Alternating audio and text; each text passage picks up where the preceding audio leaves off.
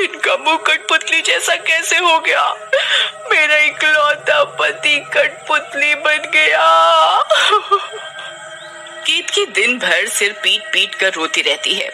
तभी उसे वो कठपुतली वाला दिखता है। हाय रे नाश पिटे, ये जरूर तेरी ही करामात होगी। तू ही कठपुतली वाला है इकलौता। जरूर पैसे के लालच में तूने किया होगा ये। तुझे कीड़े पड़े, कल मुआ मेरे पति को कठपुतली बना दिया। अरे बहन जी, ये आप क्या बोल हैं? मुझे क्या लाभ? पर कठपुतली वाले की सुनता कौन। केतकी ने रो रो कर सारे गांव वालों को जमा कर लिया और सबने मिलकर कठपुतली वाले को गांव से खदेड़ दिया। कठपुतली वाला बेचारा दूसरे गांव में शरण लेता है। वहां गुड्डा गुड़िया का खेल दिखाने लगता है। वाह, क्या खेल दिखाया है तुमने, हैं? एक काम करो, 2-4 दिन यही ठहर जाओ। कल सरपंच के बेटे का जन्मदिन भी है, तो उन्हें ये खेल जरूर दिखाना है। मुंह मांगी रकम मिलेगी, मुंह मांगी। बेचारा हालात का मारा कठपुतली वाला रात को वहीं रुक जाता है। तभी आधी रात होते ही दोनों गुड्डा गुड़िया फिर से जिंदा हो जाते हैं। गुड्डा उठो, चलो नए शिकार पर चलते हैं। आज हम कई शिकार करेंगे। फिर वे दोनों निकल पड़ते हैं। कुछ चलने पर उन्हें एक औरत सोती हुई दिखती है।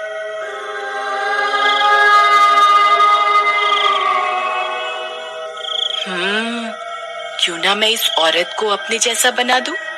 बड़ा मजा आएगा। तो सोचना क्या, आगे बढ़ो। फिर वे दोनों मिलकर उस सोती हुई औरत का सिर काटकर कठपुतली के सिर पर जोड़ देते हैं।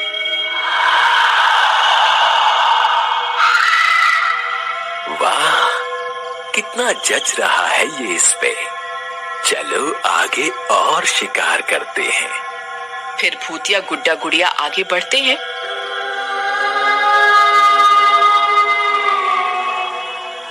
और जो भी उन्हें बाहर सोता हुआ दिखता है, वे उनका सर काट कर कठपुतली का सर जोड़ते जाते हैं।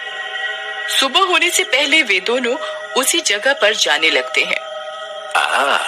आज तो बड़ा ही मजा आया। हाँ, सही कहा। आज कितने शिकार किए हमने। सुबह सब के सब कठपुतली बन चुके होंगे। कितना मजा आएगा। सुबह होने पर जब ये सबके सामने आता है तो पूरे गांव में कोहराम मच जाता है। अरे ये क्या, ये हरिया कठपुतली कैसे बना और इसका सर अलग कैसे? अबे वहाँ छोड़ो, यहाँ देखो, हमार बीवी कठपुतली बनी पड़ी है। सारे गांव वाले चीखते चिल्लाते सरपंच के पास आते हैं। अरे सरपंच जी, ये आपके राज में क्या हो रहा है? पर हुआ क्या, कोई बताएगा हमें? मुखिया जी, अब क्या बताएं, हम तो बर्बाद हो गए। किसी का पति तो किसी की औरत कठपुतली बनी पाएगा सुबह सुबह। अब कोई हल निकालो, गांव संकट में है। तो ये बात है। अभी 1-2 दिन पहले ही पास वाले गांव में भी ऐसा अचंभा पाया गया है।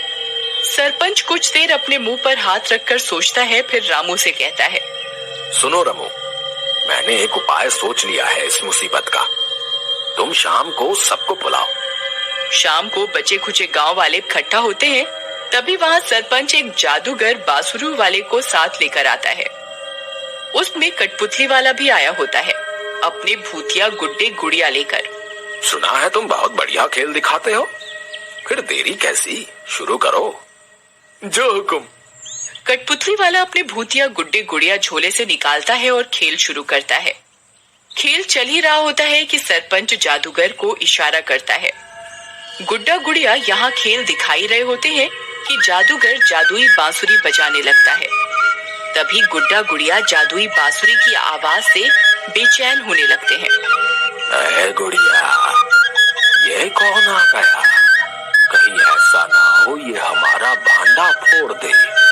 अरे चुपचाप खेल दिखा, क्यों मौत बुला रहा है? हमारी शक्तियाँ वैसे भी रात को साथ देती हैं। कुछ देर बांसुरी की आवाज सुनकर गुड्डा गुड़िया अपने आप पर कंट्रोल नहीं कर पाते और जोर जोर से चिल्लाने लगते हैं। अरे बंद करो ये बांसुरी, बचाओ हमें। अरे बंद करो ये बांसुरी, बचाओ हमें।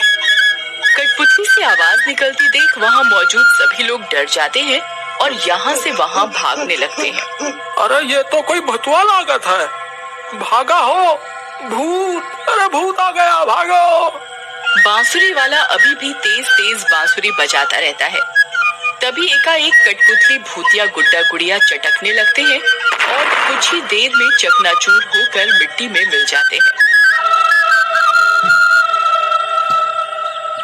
सोनपुर नाम का एक बड़ा सा गांव हुआ करता था, जहां अधिकतर खेती बाड़ी करने वाले किसान रहा करते थे। वहीं गांव के पास ही घने जंगलों के बीच पीपल के पेड़ में एक भूत रहा करता था। भूत दिन भर तो गायब रहता, लेकिन रात होते ही वह गांव वालों को खूब परेशान किया करता था। रात होते ही भूत पूरे गांव के चक्कर काटने लगता और कभी किसी के पशुओं को नुकसान पहुंचाता तो किसी किसान को इतना डराता कि वो रात भर सो नहीं पाता। भूत के डर से शाम होते ही गांव में सन्नाटा फैल जाता और रात को कोई भी घर से बाहर नहीं निकला करता था। एक बार भूत से परेशान गांव के लोगों ने एक बहुत बड़े साधु को गांव में बुलाया और उनसे अपनी समस्या का निदान करने के लिए गुजारिश की। गांव वाले साधु को उस पेड़ के पास ले जाते हैं जहां भूत का वास होता है। साधु अपने जप और तप से भूत को काबू करने की बहुत कोशिश करता है, लेकिन वह उसके हाथ नहीं आता।